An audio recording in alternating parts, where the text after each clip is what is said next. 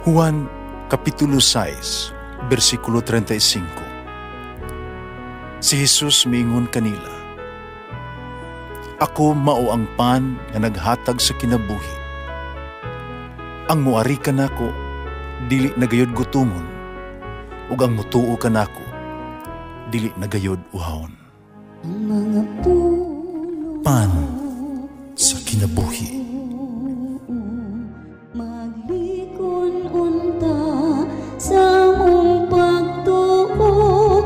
Gagakakabi sa pagtuman sa imong mahal nga kasuguan. Ang Ginoo na kaninyo. Santos Ebanghelyo sumala ni San Mateo. Si Jesus miingon siya mga tinunan, "Ayaw gayud ninyo buhata ang inyong mga tulumanon sa relihiyon, ron lamang makita sa mga tao. Kung inyo ninyo pagbuhat, dili kamo makadawat sa ganti gikan sa inyong amahan nga tuwa sa langit. Pusa kon muhatag kamo taong kabus, ayaw kini pasigarbo ingon sa gibuhat sa mga habogero sulod sa mga sinagoga o sa kadalanan. Nagbuhat sila ni ini aron daygon sa mga tao. Parang sultihan ko kamo na maghimo sa ingon nigantihan na. Kung galing mutabang ka sa usa ka taong kabus, himuha kini sa paagi nga bisan ang imong labing suod nga higala dili masayod niini. Himuha kini sa tago ang imuhang amahan nga nagtan-aw sa imong gibuhat sa tago, muganti kanimo. Ug kung mag-ampo ka, ayaw pa nag-ingon sa mga tipakaroon ingnon, gusto silang magtindog o mag-ampo sulod sa mga sinagoga o diya sa mga iskena sa kadalanan para makita sila sa mga tao. Sultihan ko kamo, gigantihan na sila. Pan kung mag-ampo ka, sulod ngadto sa imong lawak, nga takpi ang pultahan o pag-ampo sa imong amahan nga dili makita. O gantihan ka sa imong amahan na nagtanaw sa imong gibuhat sa tago. Sa imong pagpuasa, ay ipakita na nagsubo kamo sama sa gibuhat sa mga tipakaroon ingnon. Nagsuroy-suroy sila, nagigutom kaayong panagway, aron makita gayod nga nagpuasa sila. Sultihan ko kamo nga gigantihan na sila. Kung magpuasa ka, ay panghilamos, panudlay, ano walay mahibalo nga nagpuasa ka, kuha sa imong amahan na dili makita o gantihan ka sa imong amahan na nagtanaw sa imong gibuhat sa tago. Ang Ebanghelyo sa Ginoo. Pasalamati ang Ginoo kay siya maayo, ang iyang gugma mulungtad hangtod sa kahangturan. Pasalamati ang Diyos sa tanang mga Diyos, ang iyang gugma malungtaron. Pasalamati ang Ginoo sa mga Ginoo, ang iyang gugma malungtaron.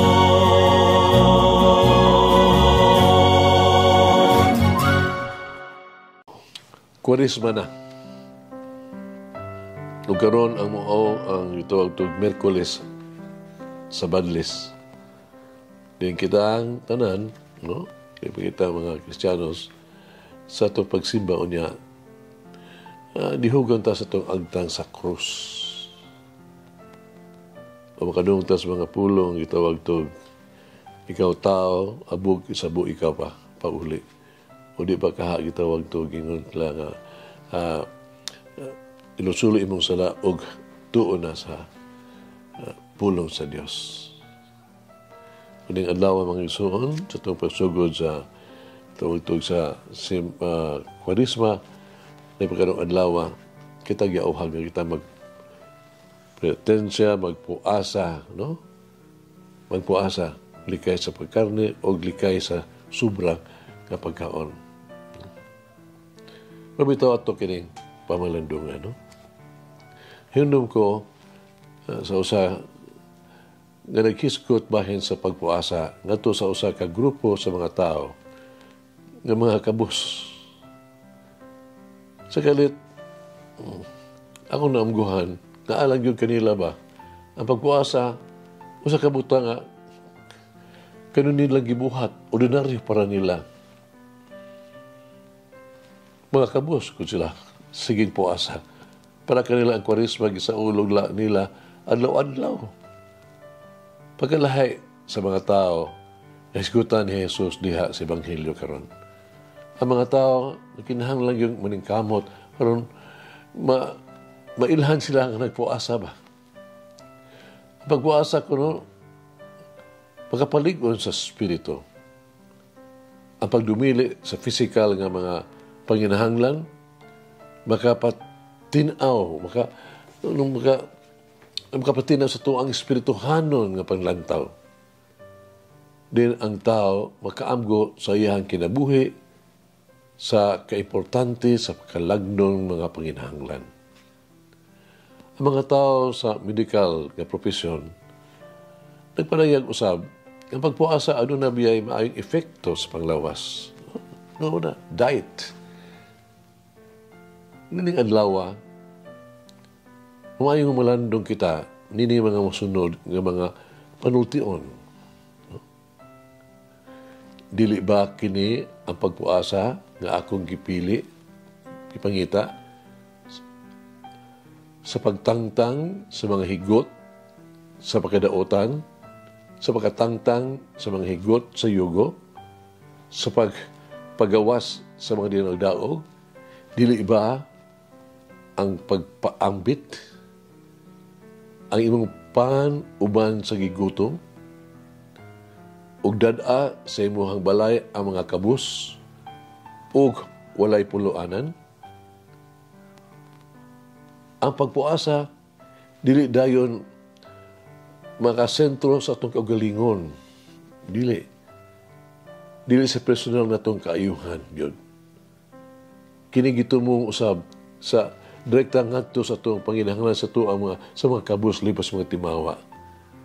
Ang sosyal nga dimension sa ito ang pagtuo, matuman unya kung kita magpuasa. Sama sa itong personal nga pagbati o sakripisyo. May sagag may pamaagi ba?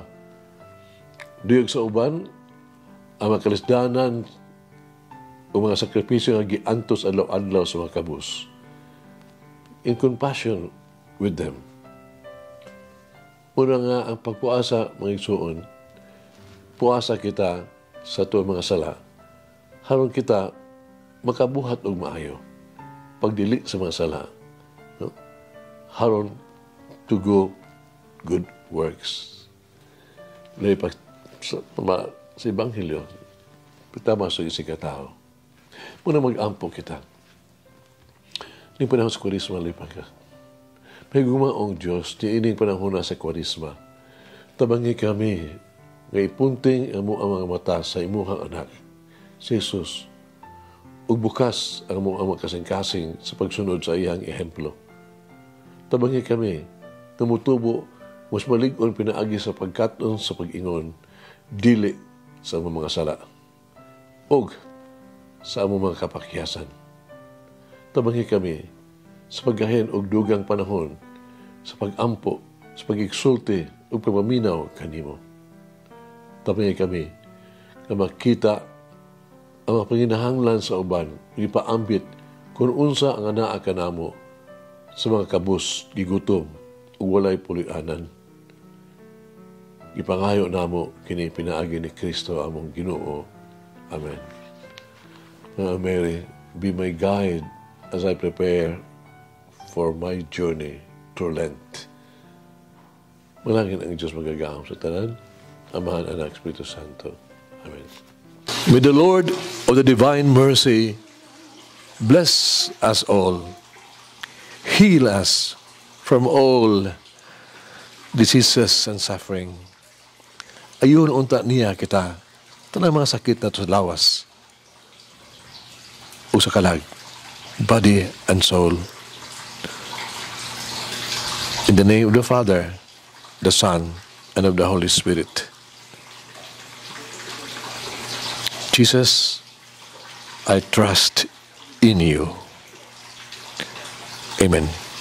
Whoever eats the bread of life will never hunger, says the Lord. Kay galaan inyong nabati ang pagpaambit ug hamubong pamalandong sa pulong sa Dios pinaagi sa tulumanon pan sa kinabuhi nga gidumala ni Monsignor Daddy Silva. Hangtod na usab sa sunod higayon, daghang salamat. The bread of life.